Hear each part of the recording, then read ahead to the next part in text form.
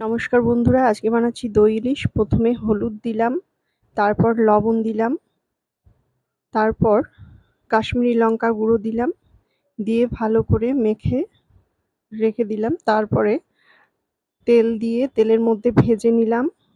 তারপর সর্ষের ফোড়ন দিলাম, দেওয়ার পরে লঙ্কা দিলাম, দিয়ে তার মধ্যে নাড়াচাড়া করে মাছগুলো ছেড়ে দিলাম। একটু ভাজা ভাজা হয়ে গেলে তার মধ্যে সাদা সর্ষে আর কালো সর্ষে দিয়ে নাড়াচাড়া করে নিলাম। তার মধ্যে একটু হলুদ দিলাম। হলুদ দেওয়ার পর দিয়েছি স্বাদ মতো লবণ।